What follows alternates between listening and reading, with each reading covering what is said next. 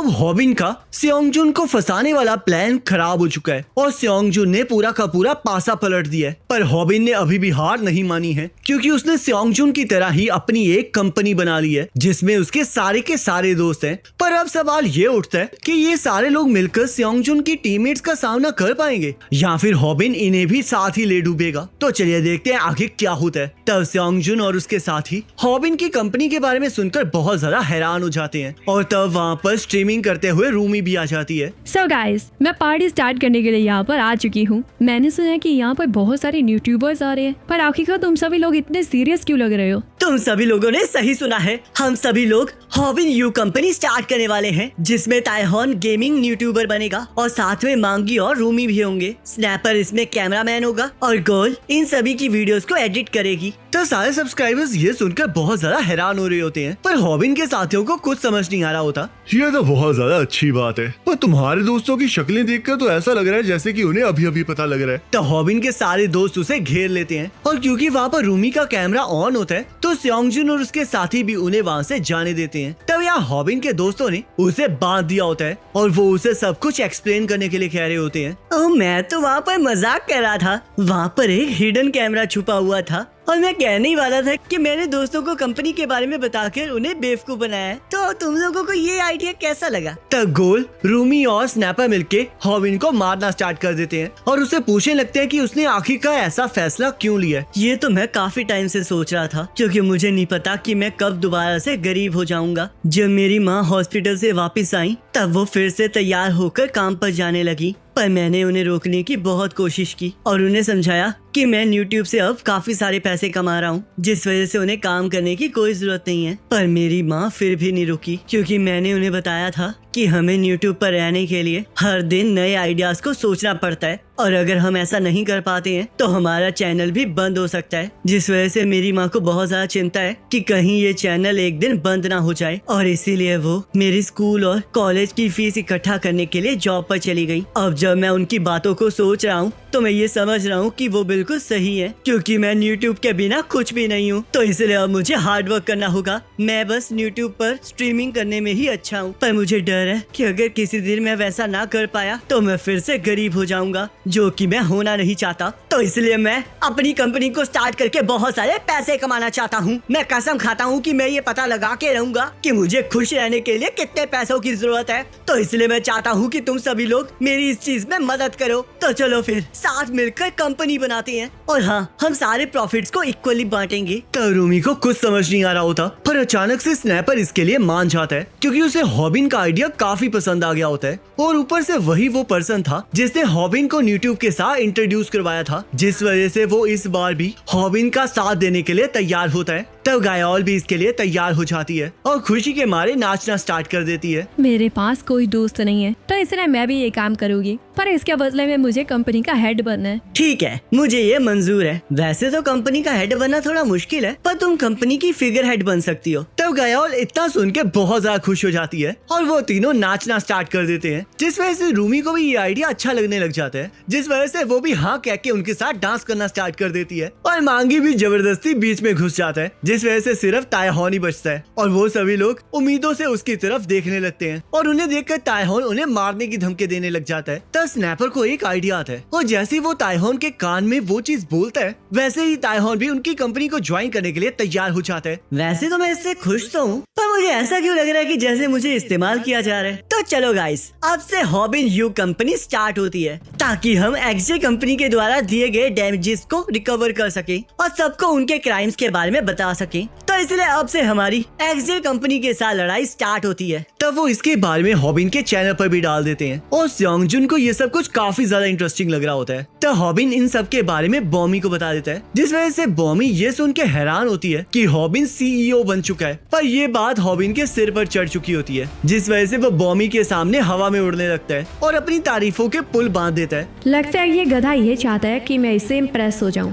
जिस वजह से ये ऐसी हरकतें करने लगा हुआ है, पर असल में तो इसके काम थप्पड़ लिखाने वाले हैं। लगता है आजकल बहुत सारे लोग यूट्यूबर्स बन रहे हैं। मेरे स्कूल में भी एक फेमस यूट्यूबर है जिसका नाम योनो जी है। तो ये सुनकर हॉबिन हैरान हो जाता है, क्योंकि योनो जी एक्सजे कंपनी का मेंबर होता है। तब बॉमी वहाँ से चली जाती है और हॉबिन को ये समझ नहीं आ रहा होता कि आखिरकार बॉमी कभी भी उसे उसके घर छोड़ने क्यों नहीं देती है। और हम देखते हैं इसका कारण ये होता है कि जिस एरिया के अंदर वो लोग होते हैं वो सारा एरिया बॉमी के फैमिली को बिलोंग करता है। मुझे यकीन नहीं हो रहा कि योनो जी बॉमी के स्कूल जाता है। आखिरकार तब क्या होगा जब योनो बॉमी को पसंद करने लग जाएगा, तब तो ये बहुत बुरी बात होगी। काश योनो स्कूल ही छोड़ दे, पर अभी ये सब कुछ सोचने का टाइम नहीं है। मैंने अपनी कंपनी तो बना ली है, पर आखिरकार मैं सेयोंगजुन की सच्चाई सबके सामने लाऊंगा कैसे? क्योंकि जब पिछली बार मैंने ट्राई किया था तब मैं बहुत बुरी तरह फेल हो गया था। तो लगता है अब मुझे कुछ और सोचना पड़ेगा। तब हम देखते हैं हॉबिन किडनैप हो जाता है और उसे लग रहा होता है कि शायद ये एक प्रैंक है। पर तभी हॉबिन देखता है कि जिस कमरे के अंदर वो होता है वहाँ पर रोमांटिक कैंडल्स जल रही होती हैं और वहाँ पर बहुत अजीब अजीब तरीके का सामान भी रखा होता है, जिस वजह से हॉबिन को काफी ज्यादा अजीब लगने लगता है और उसे ये भी समझ में आ जाता है कि ये कोई प्रैंक नहीं है। तब वो देखता है कि उसके सामने एक मस्कुलर पर्सन खड़ा है। मुझे माफ कर देना तुम्हें ऐसे यहाँ पर लाने के लिए। मैं तो तुम्हें यहाँ पर इसलिए लाया हूँ ताकि मैं ये जान सकूं कि तुमने अपनी फाइटिंग टेक्निक कहाँ से सीखी है। तब हम देखते हैं हॉबिन को किडनैप करने वाला पर्सन और कोई नहीं किम का कोच लोगन होता है, जिसके बारे में हॉबिन को कुछ पता नहीं होता और उसे समझ नहीं आ रहा होता कि आखिरकार उस बंदे को सेयोंगजुन ने भेजा है या फिर वो उसका कोई फैन है। आखिरकार इस ठरके ने मुझे किडनैप क्यों किया है? क्या मैंने किसी व्यूअर का दिल दुखा दिया है या फिर हमारी वीडियो के अंदर कुछ गलत आ गया है? क्या मुझे ये बता देना चाहिए कि ये वीडियो सारी गोल ने एडिट की है? पर सबसे बड़ी प्रॉब्लम तो ये है कि मुझे ये नहीं पता कि इंग्लिश में बात कैसे की जाती है और इस पर्सन को तो कोरियन भी नहीं आती है, जिस वजह से हम लोग तो बात भी नहीं कर सकते। तो हॉबिन को लोगन की कोई बात समझ नहीं आ रही होती, पर उसे इतना लग रहा होता है कि लोगन उसे नुकसान नहीं पहुंचा सकता। तब उसे ट्रांसलेशन ऐप की याद आती है जिसके बारे में वो लोगन को समझा देता है और लोगन उसे ट्रांसलेट करके बताता है कि वो उसका बहुत बड़ा फैन है, जिसे सुनकर हॉबिन हैरान हो जाता है। तब लोगन हॉबिन की फाइटिंग की तारीफ करने लगता है और उसे पूछने लगता है कि आखिरकार उसने अपनी फाइटिंग टेक्निक्स कहाँ से सीखी हैं। ये तो फाइटिंग टेक्निक्स के बारे में जानना चाहता है, तो क्या इसने मुझे इस वजह से किडनैप किया है? पर आखिरकार ये इसके बारे में जानना ही क्यों चाहता है और आखिरकार ये ऐसे एक्ट क्यों कर रहा है जैसे कि इसके साथ कोई लेना देना है? आखिरकार अब मुझे क्या करना चाहिए? क्या मुझे इसे बता देना चाहिए कि मैंने ये सब कुछ सैम डक की वीडियोस देखकर सीखा है? पर सैम डक के बारे में सारा कुछ सीक्रेट रखना चाहता हूँ, तो इस वजह से मुझे इस चीज को छुपाना पड़ेगा। मैंने ये सारी टेक्निक्स अपने आप सीखी हैं। ओए बच्चे,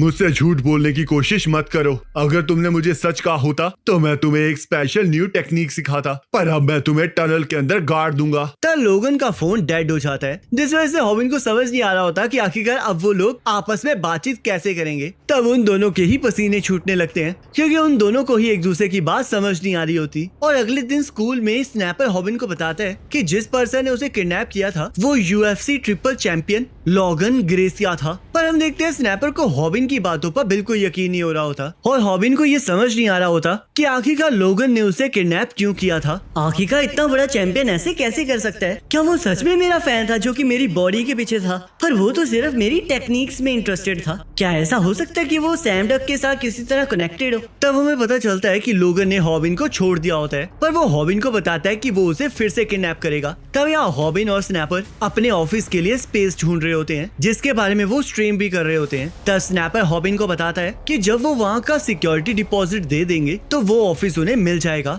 जिस वजह से हॉबिन सिक्योरिटी डिपॉजिट के बारे में पूछने लगता है। पर हम देखते हैं जैसे ही हॉबिन को पता चलता है कि वहाँ का सिक्योरिटी डिपॉजिट $270,000 है, तब वो इस चीज के लिए मना करने लगता है और उल्टा होके अपने सब्सक्राइबर्स को डोनेशन के लिए थैंक यू कहने लगता है। तब वो दोनों डिसाइड करते हैं कि उन लोगों को ऑफिस की कोई जरूरत नहीं है और तभी हॉबिन को बॉमी का एक मैसेज आता है जिसे देखकर वो शॉक हो जाता है। तब यहाँ सेयोंगजुन भी हॉबिन की स्ट्रीम देख रहा होता है और उसके साथी भी वहीं पर होते हैं। तो अब तुम उसके बारे में क्या करने वाले हो सेयोंगजुन? अगर तुम कहो तो मैं उन सभी का भरता बना दूं। अगर तुम ऐसा करोगे तो लोगों को लगेगा कि ये सब कुछ सेयोंगजुन ने किया है, क्योंकि इस टाइम हॉबिन और सेयोंगजुन के बीच में दुश्मनी है। ये बिल्कुल सही कह रहा है। तो इस वजह से हम अभी के लिए बस हॉबिन पर नजर ही रखेंगे। और हाँ, मैंने तुम लोगों को यहाँ पर एक मीटिंग के लिए बुलाया था, पर आखिरकार ये योनो कहाँ पर है? तो यहाँ योनो स्कूल के कुछ एक्स्ट्रा क्रेडिट्स को कमाने के लिए हॉस्पिटल में वॉलेंट्री ड्यूटी कर रहा होता है और एक सीनियर सिटीजन को बाहर वॉक पर ले जाने लगता है। पर तभी बहुत सी लड़कियां उसे घेर लेती हैं और उसके साथ उस बूढ़े आदमी को सैर करवाने ले जाने लगती हैं। तब यहाँ दूसरी तरफ बॉमी के साथ भी कुछ ऐसा ही चल रहा होता है, जहाँ पर बहुत सारे लड़के बॉमी की वजह से एक बूढ़ी औरत को घुमाने लेकर जा रहे होते हैं। तो योनू और बॉमी एक दूसरे को देखकर समझ जाते हैं कि वो दोनों सेम सिचुएशन में फंसे हुए हैं, जिस वजह से वो दोनों एक दूसरे को हाई कह के वहाँ से चले जाते हैं। तब यहाँ हॉबिन और उसके साथी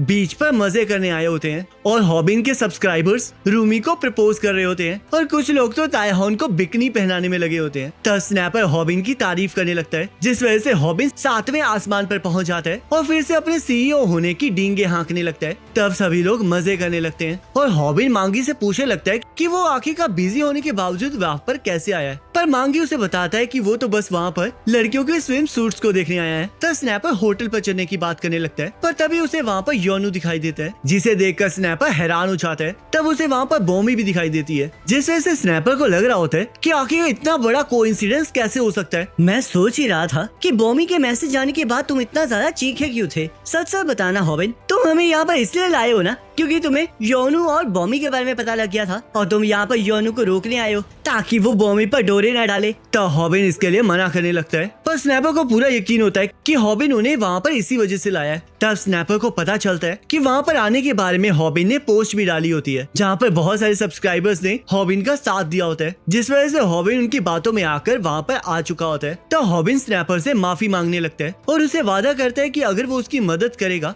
तो वो ट्रिप के सारे एक्सपेंसेस उठाएगा। तब तायहॉन सभी को होटल में चलने के लिए कहता है और किसी को भी समझ नहीं आ रहा होता कि आखिरकार तायहॉन उनके साथ वहाँ पर आने के लिए कैसे मान गया। तब रात को वो लोग होटल में चले जाते हैं, जहाँ पर हॉबिन अभी भी बॉमी के बारे में ही सोच रहा होता है और तभी वो लोग देखते हैं कि तायहॉन वहाँ से गायब है। तब तायहॉन एक जगह पर बैठकर खुद को रिकॉर्ड करने की कोशिश कर रहा होता है ताकि वो गेमिंग चैनल को स्टार्ट कर सके, पर तायहॉन शर्म के मारे कुछ नहीं कह पा रहा होता। तभी उसे सुनाई देता है कि कोई उसका नाम लेकर हंस रहा है और वो जैसे ही उस आवाज की तरफ जाता है वैसे ही वो देखता है कि वो आवाज योनो की होती है, जिस वजह से उसे काफी गुस्सा आ जाता है और वो योनो को नीचे गिराकर उस पर पैर रख देता है। और गाइस, इसी के साथ ये पार्ट कंप्लीट हो जाता है। अब नेक्स्ट पार्ट का लिंक आपके स्क्रीन पर आ रहा होगा, उस पर क्लिक करके अगले पार्ट को देख सकते हैं।